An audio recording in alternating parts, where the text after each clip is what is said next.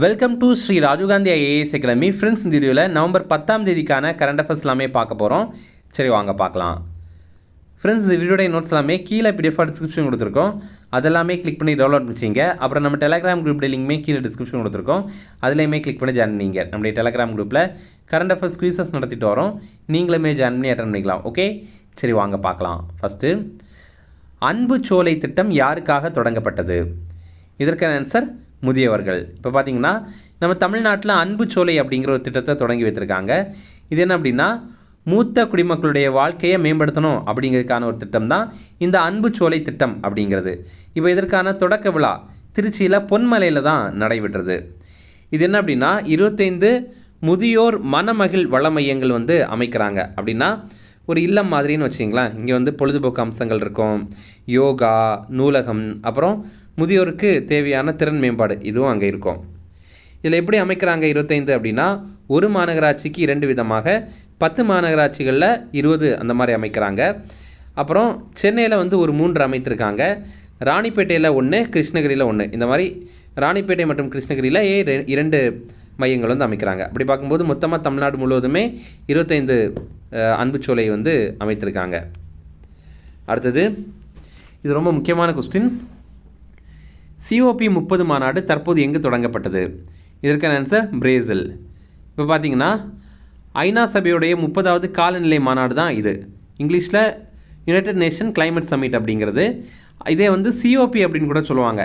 COP அப்படின்னா conference of parties அப்படிங்கிறது தான். ஓகேவா?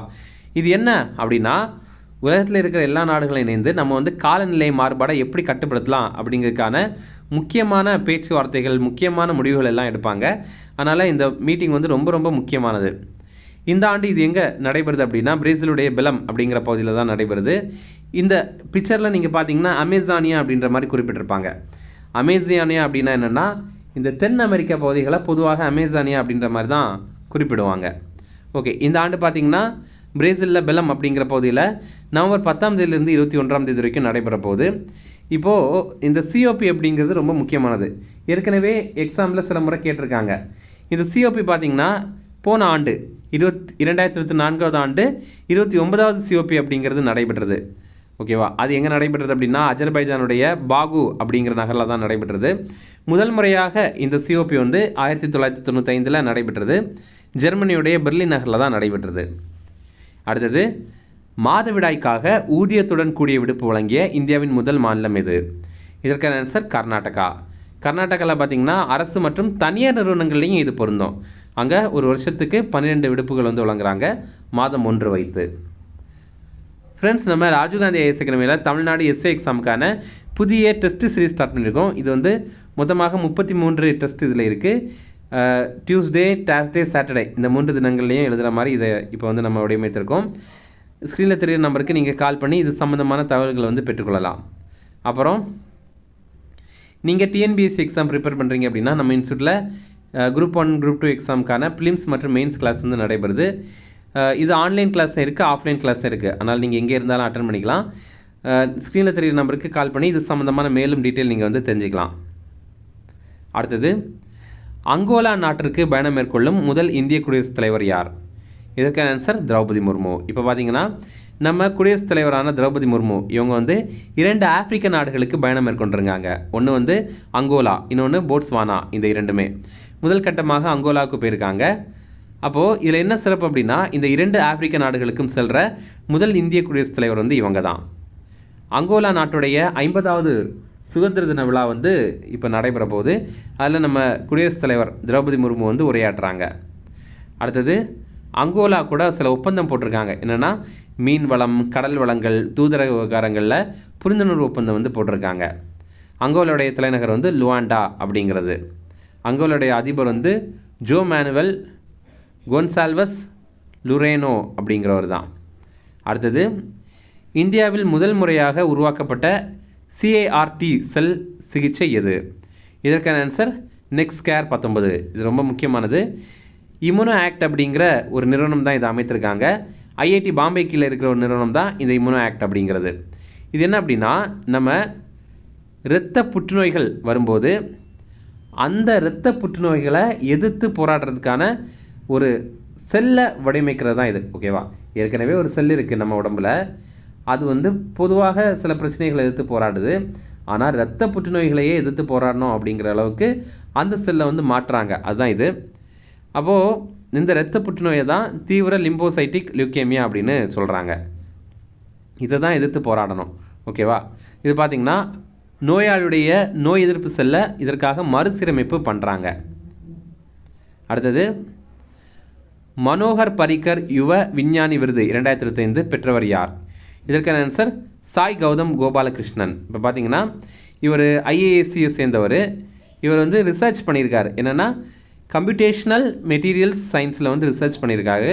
அதற்காக தான் இவருக்கு இந்த விருதை வந்து அறிவித்திருக்காங்க. அடுத்தது சர்வதேச T20 கிரிக்கெட் போட்டிகளில் அதிவேக 1000 ரன்களை பெற்ற இந்திய கிரிக்கெட் வீரர் யார்? இதற்கான ஆன்சர் அபிஷேக் சர்மா. இப்போ பார்த்தீங்கன்னா 1000 ரன்களை இவர் 569 பால்லையே வந்து அடைந்துட்டார். அடுத்த முக்கிய தினங்கள் பார்க்கலாம். உலக கதிரியக்க தினம், இது வந்து நவம்பர் 8ஆம் தேதி. வில்ஹம் கான்ராட் ரான்ஜன் அப்படிங்கிறவர் தான் எக்ஸ்ரேயை கண்டுபிடித்தவர். நம்ம படிச்சிருப்போம், எக்ஸ்ரே கண்டுபிடிச்சவர் ரான்ஜன் அப்படின்னு படிச்சிருப்போம். இவர் இந்த தினம், அதாவது நவம்பர் 8ஆம் தேதி தான் இதை கண்டுபிடித்தார், 1895 ஆண்டு. அடுத்தது உலகத்தில் முதல் முறையாக இயற்பியலுக்கான நோபல் பரிசு இதற்காக தான் வழங்கியிருந்தாங்க. 1901 ஆண்டு இதற்காக வழங்கியிருந்தாங்க. அடுத்தது தேசிய சட்ட சேவைகள் தினம், இது வந்து நவம்பர் 9ஆம் தேதி. நேஷனல் லீகல் சர்வீசஸ் டே. தேசிய சட்ட சேவைகள் அதிகார சட்டம் அப்படிங்கிறது 1995 நவம்பர் 9ஆம் தேதி ஏற்றுக்கொள்ளப்பட்டது. இந்தியாவில் அனைவருக்குமே இலவச சட்ட உதவிகள் வந்து இருக்குது. அதனால் நம்ம அதை தெரிஞ்சுக்கணும். ஓகேவா? நால்சா அப்படிங்கிற ஒரு அமைப்பு, இதற்காக அனைவருக்குமே இலவச சட்ட உதவிகள் வழங்கணும் அப்படிங்கிறதுக்காக இந்த ஒரு அமைப்பை அமைத்திருந்தாங்க. நால்சாவுடைய விரிவாக்கம் நேஷனல் லீகல் சர்வீசஸ் அத்தாரிட்டி அப்படிங்கிறது 1995 டிசம்பர் 5ஆம் தேதி இந்த ஒரு அமைப்பை உருவாக்கியிருந்தாங்க. அடுத்தது உத்தரகண்ட் மாநில உருவாக்க தினம், இது வந்து நவம்பர் 9ஆம் தேதி. உத்தரகண்ட் மாநிலம் வந்து 2000ஆவது ஆண்டு நவம்பர் 9ஆம் தேதி உருவாகியிருந்தது. இந்தியாவுடைய 27வது மாநிலமாக உத்தரகண்ட் வந்து உருவாகியிருந்தது. முதல்ல இதோடைய பேர் உத்தராஞ்சல் அப்படின்ற மாதிரி தான் இருந்துச்சு. அதுக்கப்புறம் 2007 தான் இதை உத்தரகண்ட் அப்படின்னு மாற்றிட்டாங்க. இந்த உத்தரகண்ட் இருக்குல்ல, அதற்கு 2 கேபிட்டல் இருக்குது. ஒன்று வந்து விண்டர் கேபிட்டல், அதாவது குளிர்கால தலைநகரம், அது வந்து டேராடூன். அப்புறம் சம்மர் கேபிட்டல், அதாவது கோடைக்கால தலைநகரம், அது வந்து கெய்ர்சைன் அப்படிங்கிறது. அடுத்தது அமைதி மற்றும் வளர்ச்சிக்கான உலக அறிவியல் நாள், இது வந்து நவம்பர் 10ஆம் தேதி. இந்த ஆண்டுக்கான கருப்பொருள் நம்பிக்கை மாற்றம் மற்றும் நாளை 2050ஆம் ஆண்டுக்கு நமக்கு தேவையான அறிவியல் அப்படிங்கிறது தான். நம்ம இந்தியாவில் தேசிய அறிவியல் தினம் வந்து பிப்ரவரி 28ஆம் தேதி கடைபிடிக்கிறோம். இனி ரிவிஷன் பார்க்கலாம். அன்பு சோலை திட்டம் யாருக்காக தொடங்கப்பட்டது? இதற்கான ஆன்சர் முதியவர்கள். அடுத்தது COP 30 மாநாடு தற்போது எங்கு தொடங்கப்பட்டது? இதற்கான ஆன்சர் பிரேசில். அடுத்தது மாதவிடாய் ஊதியத்துடன் கூடிய விடுப்பு வழங்கிய இந்தியாவின் முதல் மாநிலம் எது? இதற்கான ஆன்சர் கர்நாடகா. அடுத்தது அங்கோலா நாட்டிற்கு பயணம் மேற்கொள்ளும் முதல் இந்திய குடியரசுத் தலைவர் யார்? இதற்கான ஆன்சர் திரௌபதி முர்மு.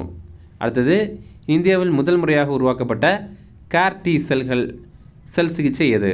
இதற்கான ஆன்சர் நெக்ஸ்கேர் 19. அடுத்தது மனோகர் பரிக்கர் யுவ விஞ்ஞானி விருது 2025 பெற்றவர் யார்? இதற்கான ஆன்சர் சாய் கௌதம் கோபாலகிருஷ்ணன். அடுத்தது சர்வதேச T20 கிரிக்கெட் போட்டிகளில் அதிவேக 1000 ரன்களை பெற்ற இந்திய கிரிக்கெட் வீரர் யார்? இதற்கான ஆன்சர் அபிஷேக் சர்மா. அவ்வளோதான் ஃப்ரெண்ட்ஸ். இந்த வீடியோ கண்டிப்பாக லைக் பண்ணுங்கள். நம்மளே சேனலுக்கு சப்ஸ்கிரைப் பண்ணிச்சிங்க, உங்கள் நண்பர்களுமே ஷேர் பண்ணுங்கள். கண்டிப்பாக இது அவங்களுக்கும் பயனுள்ளதாக இருக்கும். Okay, thank you.